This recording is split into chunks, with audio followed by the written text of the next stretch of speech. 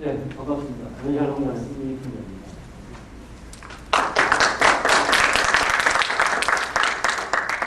한 17년 전에 국가학위 발표 대학교 아나운서에서 큰일 났어요. 당시에 저를 혼내주신 분들이 지금 저와 같이 가오신 공부하는 분들입니다. 이런 분들이신데 한 7년 만에 18년 만에 신대생의 기술개발 동향이라고 되어 있는데 시간이 짧기 때문에 제가 15분 20분 만에 여러 가지 분들을 다 할 수는 없어요. 한 4가지 분야만 전체적인 가까이 보고 4가지 분야만 설명하는 게 좋겠습니다. 일단 신대생의 특징이 잘 아시는 바와 같이 가장 중요한 특징 하나가 공부 미래의사. 왜냐하면 능력이 없기 때문에 장기적인 시장 진출을 요구하는 그런 능력이 두 번째 특징이 뭐냐면 비공할 수 있는 것이다. 태양으로 나오는 것이죠. 신대생의 전부 다가 물론 태양열을 사용하면 물론이고 풍력 같은 경우에는 태양 때문에 생기는 포도 차이에 있어서 그런 효과에 의해서 풍력 사용이 생깁니다. 조력도 있습니다. 전부 다 태양에 대해서 집중하는 거고, 과학자들 이야기하는 것은 1시간 동안 지구에 인파되는 태양의 에너지가 120조 킬로와트, 온도한 정도로 환대로 두고 있는 겁니다.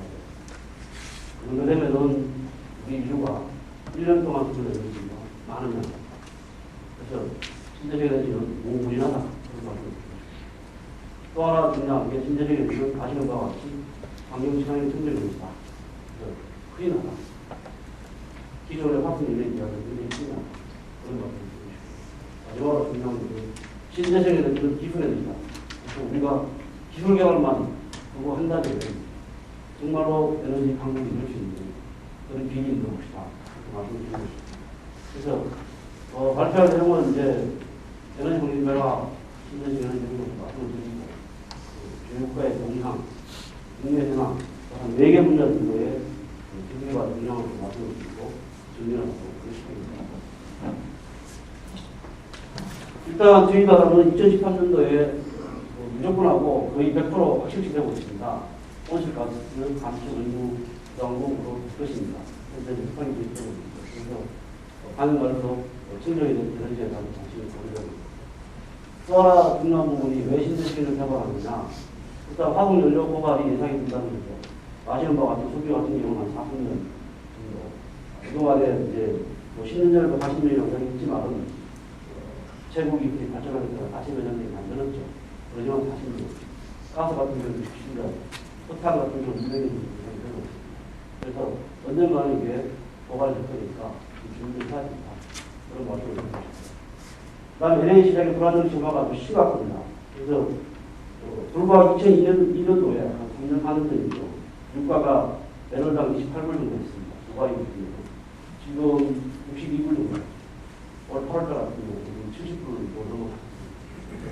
불과 3년 4년 사이에 유가가 130% 정도 급등합니다.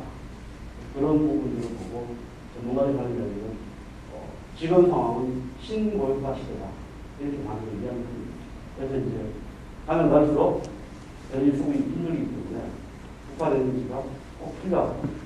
실내는 이제 보면은 2005년도에 우리나라가 에너지 수입한 금액이 662억 달러 됩니다.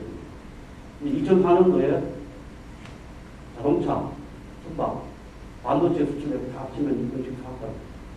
2004년 한 해 동안에 세계 분야를 다 수출을 해가지고 그 돈으로 2005년 한 해 동안 쓸 수 있는 에너지를 수입했다. 그렇게 생각하십니다. 좀 시각적입니다. 또 하나 중요한 부분들이 왜 신재생을 하느냐. 미래 신에너지 산업으로 급신장할 것이다. 그 대표적인 분야가 수소에너지하고 태양광하고 풍력입니다. 그래서 2010년 정도에 예상되는 시장 규모를 보면 수소에너지가 한 10억 정도입니다. 풍력 같은 경우는 한 345%입니다. 태양광 같은 경우는 한 360% 정도의 시장이 결코 상당히 됩니다. 2010년이 아니고 2020년쯤 되면은 계약 수학적으로 숫자가 늘어나서 못하게 되고 있습니다. 그래서 새로운 분당 노동 산업으로 3대 분야를 신대적인 분야로 집중력을 유도를 해야겠다. 그런 생각을 들고 중국의 동향입니다. 그래서 미국 같은 경우는 뭐 지금 나와 있는 것처럼 청정 석탄, 수소에 대한 쪽으로 집중 투자를 하고 있는데 사실 미국이 기후변화 협약을 탈퇴를 했습니다. 실질적으로 탈퇴를 했고 얘네들이 탈퇴하면서 두 가지 분야에 집중을 하고 있습니다. 첫 번째가 뭐냐면 석탄입니다. 그래서 석탄을 가스화해서 뭐 전기를 만들고 있고 더 나아가서는 가스 필요한 걸 다시 수소를 만들고 또 거기서 만드는 수소를 가지고 다시 수소 연료를 돌리는 그런 두 가지 카테고리에 집중하고 있습니다. 그래서 최근에 이제 미국이 퓨처젠 프로젝트를 가지고 석탄을 액화, 가스화하고 더 나아가서 액화시키고 좀 더 나아가서는 수소를 뽑아가지고 연료를 돌리는 그럼 거기서 발생하는 CO2를 캡처해가지고 해양에 투자한다든지 저장을 하는 그런 식의 합작을 하고 있어요. 일본 같은 경우는 뭐 여러 군데를 하고 있습니다만 특히 일본은 태양광 공장의 절대 강자입니다. 실질적으로 통계 데이터를 보면은 2004년도까지, 2010년까지 4,820메가와트 했는데 실질적으로 2004년 연말까지 보급된 양을 보면은 전 세계 보급량이 2,600메가와트 되는데 그 중에 일본이 1,182메가와트를 보급을 했습니다. 전 세계 보급되어 있는 태양광 설비 중에서 거의 50%는 일본에 보급이 되어 있다. 그리고 실질적으로 한 5대 메이커, 5대 플레이어 정도가 태양광 시장을 선정을 하고 있는데 그 중에 1위 업체가 당연히 일본의 샵, 그 다음에 3위, 4위 업체도 잘 아시는 미쓰비시라든지 삼성이라든지 이런 업체들이 선정을 하고 있습니다. 그래서 샤프 같은 경우에는 이미 다른 회사 규모에서 공원은 연말까지 기타가 태양광 500메가와트 정도의 기타를 가지고 있습니다. 전 세계 시장의 23.5%를 차지합니다. 그래서 태양광 쪽에 집중하고 있습니다. 최근에 연료에너지 분야도 목표를 이렇게 세워놨습니다. 2010년까지 5만 대. 라고 가정용으로는 220만 킬로와트를 공급하고 하겠다. 목표를 세워놨는데 실질적으로 추진될 것으로 예상이 되고 있습니다. 이게 말씀을 드리겠지만 연료에너지 분야 쪽으로 일본이 굉장히 많이 하고 있습니다. 유럽 같은 경우에는 유럽 전체가 좀 많이 이야기하는데요.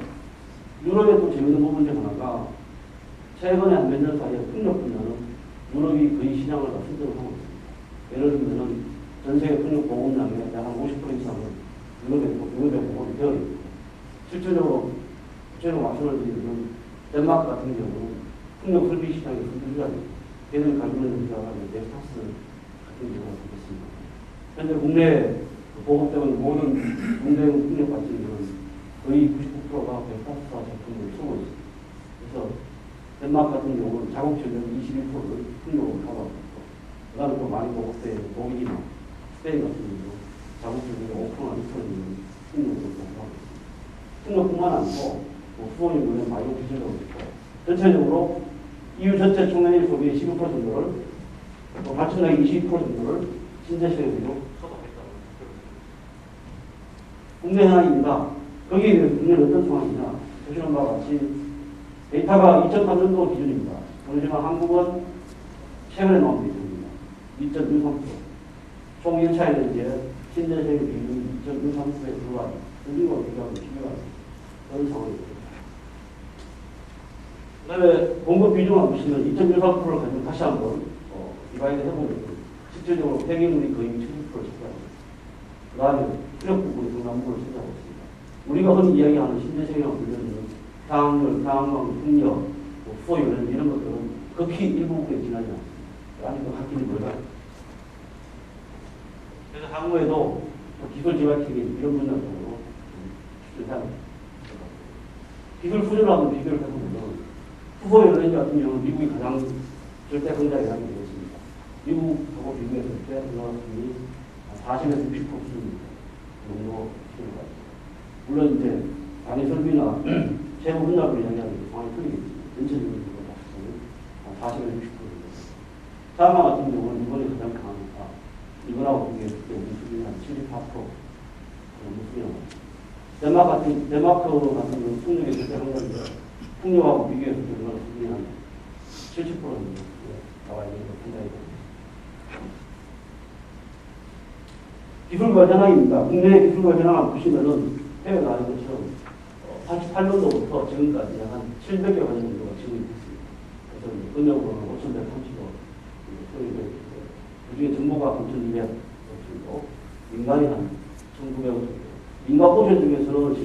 백목 도시만 따지면 1,900억이 아니고 사실 800에서 900억 정도만 인건이 투입됐다고 보시면 되겠습니다. 그래서 이 분야별로 좀 비교를 했습니다만 정부가 추진한 3대 집중 분야, 수소연료전지, 태양광 풍력 분야로 총 218개 가에 3,100억 정도 금융을 신뢰한 60%, 가정소득 치면 32% 정도 투입됐습니다.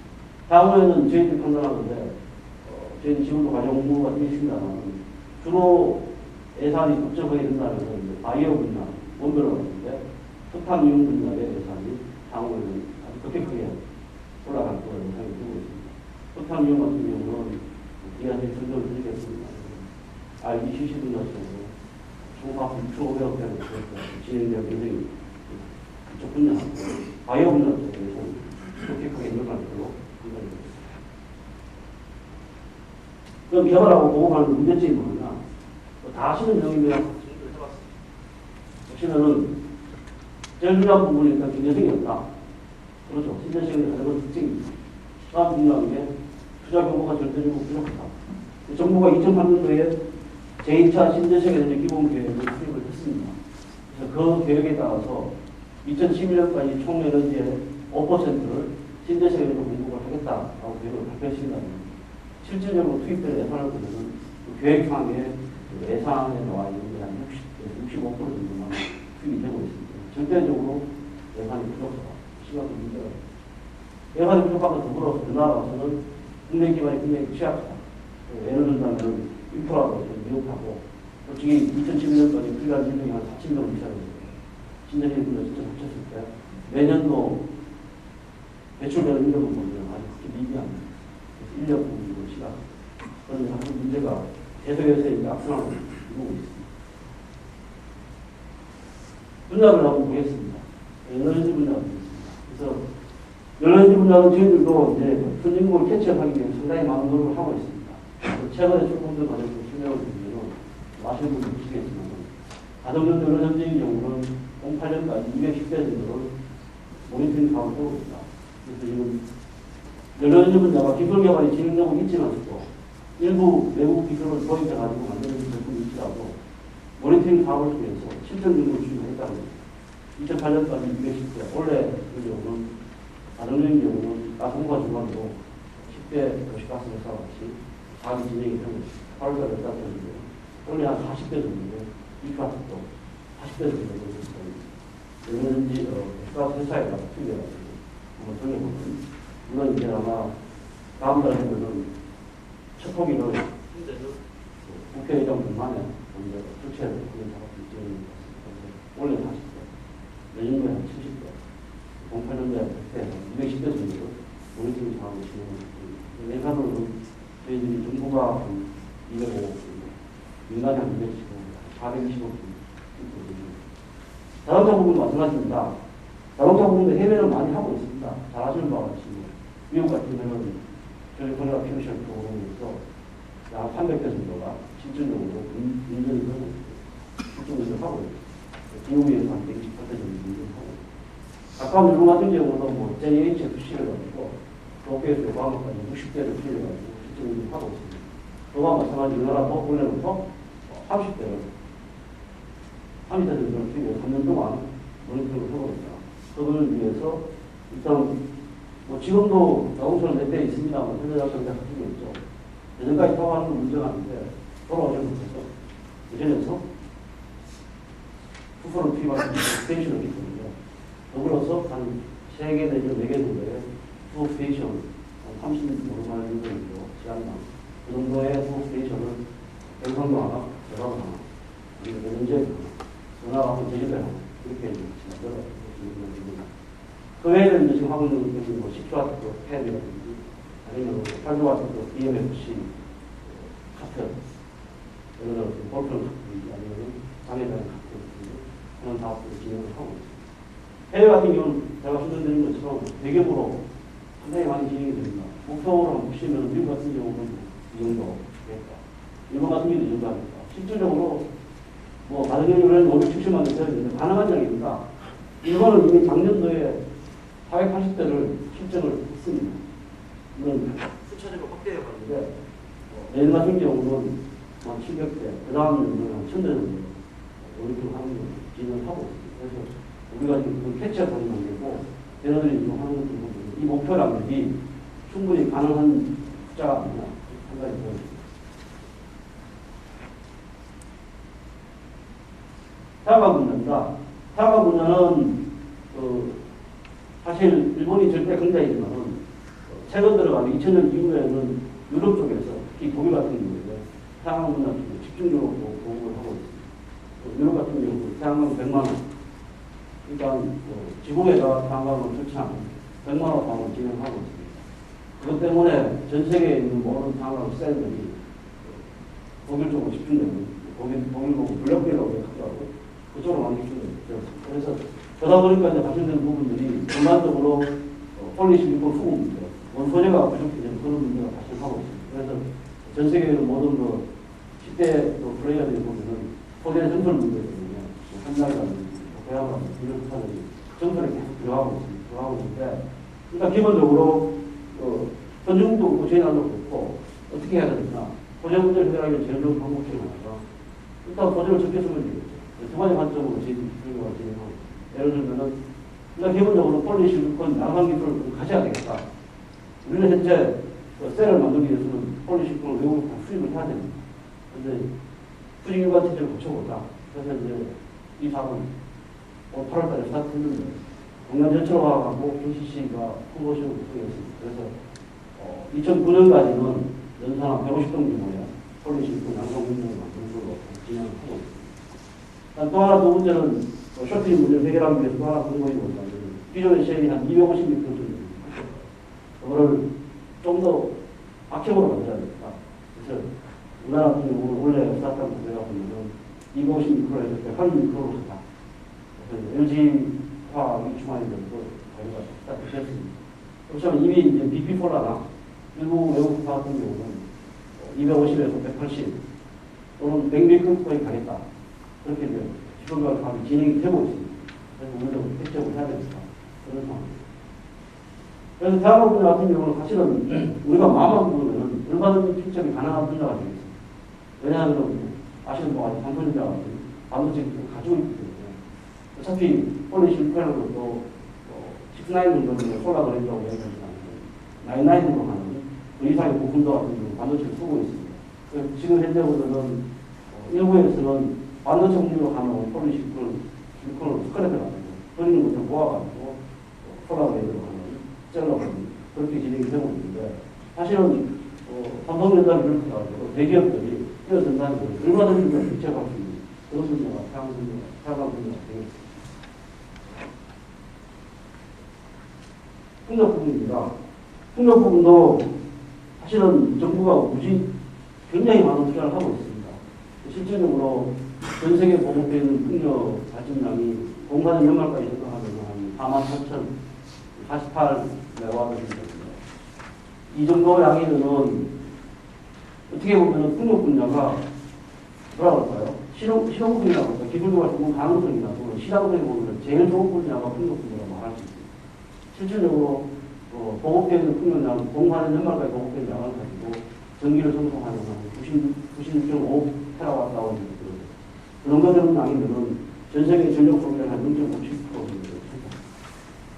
누군가는 예측에 약 2010년까지 약 10기가와트 정도의 풍력 발전 설비가 보급되고 예상이 되고 있습니다. 2020년 되면 40기가와트가 확대될 것으로 예상입니다. 2020년 정도의 풍력 시장의 규모를 어떤 사람들은 예측하기는 2천억 달러 정도라고 예측을 하고 있습니다. 2천억 달러는 개념이 새로 신설되는 풍력 발전 시장과 말하는 게 아니고 그동안에 보급되어 왔던 것들이 다 교체돼야 되는 시점이 도달했기 때문에 그런 메인터너스 강화하는 상당히 큰 시장이 될 것으로 예상이 되고 있습니다. 근데 재밌는 것은 풍력 발전 분야도 약간 500메이커가 전 세계 시장의 85% 정도를 점유하고 있습니다. 아까 말씀드린 것처럼 대표적인 덴마크. 국내의 경우에는 이제 현재 보급되는 중견 풍력 발전은 전부 외산입니다. 유일하게 국내에서 성공한 부분들이 도성하고 유리선이 750kW 풍력 발전기를 했습니다. 지금 대관령은 이제 군대로 뽑아가지고 실전 연구를 하고 내년도에 지방보급사업 내년에 처음으로 보급이 됩니다. 보급이 되고요. 기술과 과학부를 보시면은 750km만 하면 그 이어서 우리가 한 것들이 1메가 10kW죠. 1메가 같은 경우는 포이텍, 1.5메가 같은 경우는 한전산, 2메가 같은 경우는 도성, 그리고 원래 스타트업 중에 3메가 같은 경우는 부산중공업 스타트업. 그래서 정부에서는 계속해서 최근 한 5년 사이에 용량 기술 개발이 진행되고 있습니다. 고민스러운 부분들이 언제까지 그냥 용량 베이스로 할 것인가 문제가 있다는 거죠. 그래서 내년도부터 지금 고민을 하는 부분들이 이제는 핵심 부품 개발 쪽으로 가야 되지 않구나. 우리가 잘할 수 있는 부분들, 브레이드는 브레이드, 샤프트는 샤프트, 정부는 이런 쪽으로 그냥을 해야 됩니다. 해외에는 뭐 사실 설명드린 것처럼 엄청 많이 하고 있습니다. 이미 우리가 750kW를 개발했을 때 예를 들어 2메가, 3메가 출력입니다. 현재는 5메가짜리 대상 풍력을 하고 실질적으로 대상이 5메가를 설치해가지고 테스트를 하고 있습니다. 향후에는 우리가 750 개발했지만 앞으로는 3메가, 5메가가 출력되는 것으로 상당히 되고 있습니다. 마지막으로 석탄 분야가 되겠습니다. 석탄 분야가 가격 분야가 되겠습니다. 석탄 분야 같은 경우는 사실은 석탄 분야는 좀 패러다임이 좀 변하고 있습니다. 다른 우리가 석탄 분야가 되면 석탄 발효 발전 이렇게 많이 생각하시거든요. 학교에서 나오고 학생을 하시겠지만 이제는 폴리 시스템을 바뀌고 있죠. 단순하게 뭐 발전해가지고 전기를 생산하는 게 아니라 거기서 아시는 것처럼 DME 같은 수송이 여러 번 만듭니다. 화학 여러 번 만듭니다.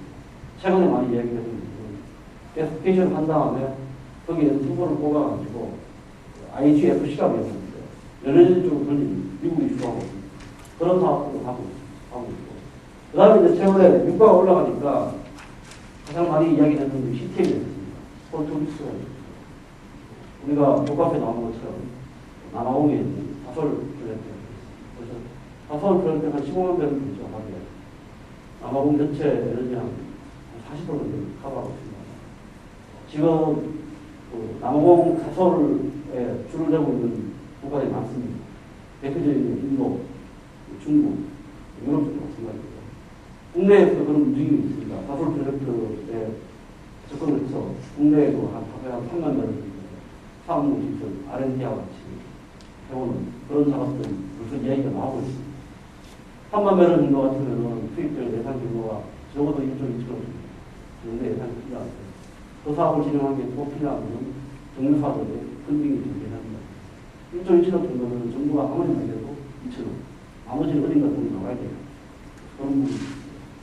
현재 국내 기술과 현황은 IGC 같은 경우는 3톤짜리는 이미 상용화가 되었다고 판명이 되었습니다. 기술연구원이나 의견이나 전용연구원이나 아니면 밀매 대학에서 열심히 하셔가지고 사람들도 집중적으로 상당히 많은 시도를 하셨고 문제는 이제 이 3톤짜리 0.25는 0.3메가 정도 되겠습니다. 여기에서 어떻게 300메가로 스케일을 하느냐 1000메가 스케일이 되겠습니다. 가장 그렇지 않을지 모르겠습니다. 일단 원래 저희들 중에 한 것들이 300메가와트에서 IGC 시스템 프로젝트 수행연구를 했습니다. 수행연구 보고서가 얼마 전에 발간이 됐습니다. 하반기에 지금 과연 공부 중입니다. 총 사업기간 8년, 가계별로 3년, 3년, 2년입니다. 그래서 총 사업기간 6,500억, 정부 펀딩이 한 1,500억, 발전사가 한 3,700억, 안전조, 전력부사에서 한 최소한 700억에서 1,400억 정도의 펀딩이 이루어지고, 가져가시는 것으로 판단이 되어집니다. 향후에는 이제 IGC 부분 안으로 더 나아간다면, 그쯤은 바르면은 내년에 후년 중에는 좀 더 나아가서 CTM 쪽으로 진행이 되는 석탄 분야에 펀딩이 굉장히 커지고, 연구가 굉장히 활발해지는 그런 상황입니다. 마지막으로 바이오 분야입니다. 뭐 여러 가지 분야 중에서 이제 3년 분야 외에 IGC하고 바이오를 추가했습니다. 바이오 같은 경우는 최근에 가장 많이 이야기하고 있는 부분들은 뭐 아시는 바와 같이 바이오 디젤입니다. 바이오 디젤 같은 경우는 북한 국내에서 유체신을 가지고 디젤을 만드는 걸 많이 이야기하고 있습니다. 현재 국내에서 생산되고 보급되고 있는 바이오 디젤은 전부 다 외국산 대두유를 가지고 왔습니다. 폴리에스테롤 반응시키고 바이오 디젤을 만들고 그리스린을 선물합니다. 그런 사업입니다. 국내 유체포 같은 경우는 다른 면적도 적용하려면 적고 여러 가지 문제가 있습니다. 적용하기가 쉽지가 않습니다. 적은다고 생각하는 그런 상황입니다. 저희들이 생각하고 있는 것은 바이오 디젤 같은 경우는 기관차 쪽으로 적용하는 그런 그런 사업을 하고 있습니다. 지금 현재 BD5입니다. BD20으로 가기 위해서는 우선 당장 국내 업체들이 생산하는 캐파가 BD20으로 갈 수가 없어요. 캐파를 늘리는 쪽으로. 그 다음에 또 이야기된 바이오 에탄올을 많이 이야기합니다.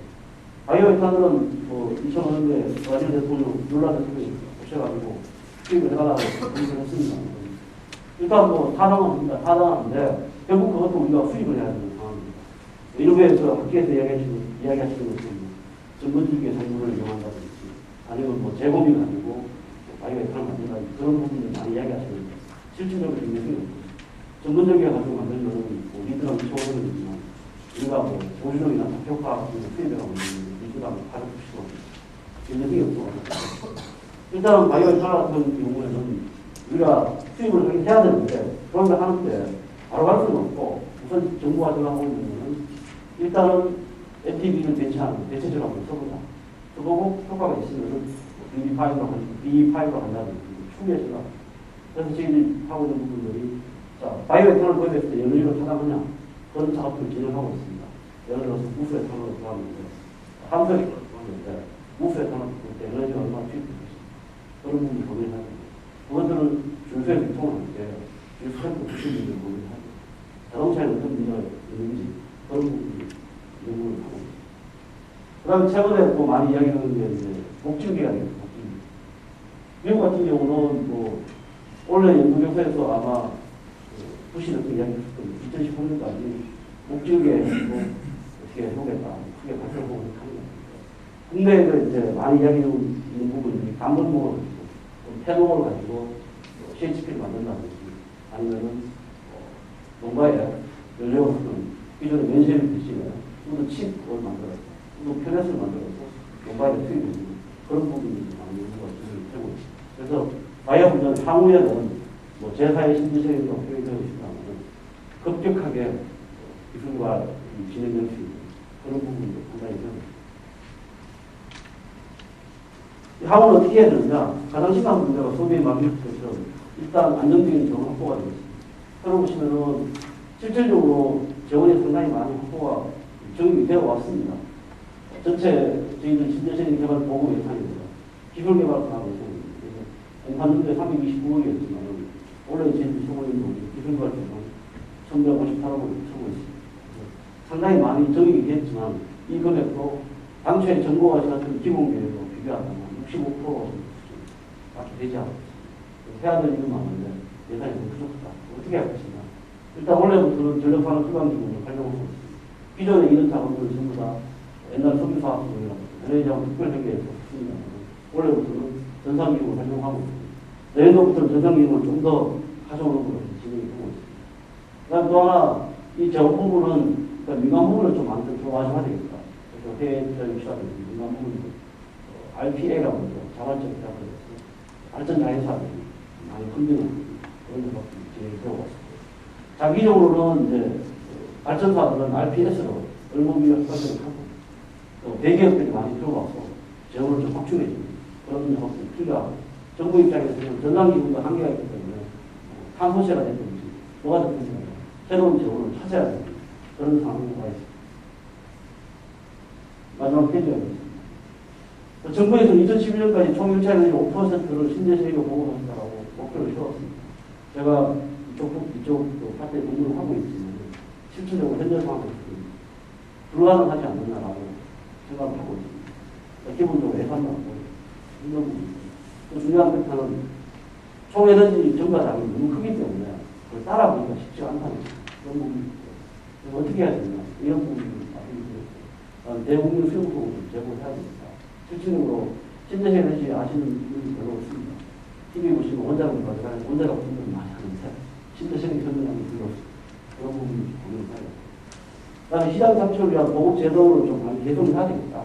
예를 들면 기존에 민자만 지금 2차 원전으로 간다든지 오염 제도 굳이 태양광 10만 원 화만 할 것이냐 그게 아니고 연료전지나 풍력도 마찬가지로 국가풍기 개발되면 100대 200대를 타가지고 그런 사업을 진행을 해야 되겠다 생각하고 그 다음에 이제 기술개발 사업에서는 가장 심각하게 고민해야 될 부분이 지금 이 시점에서는 베이징 리서치를 좀 강화해야 됩니다.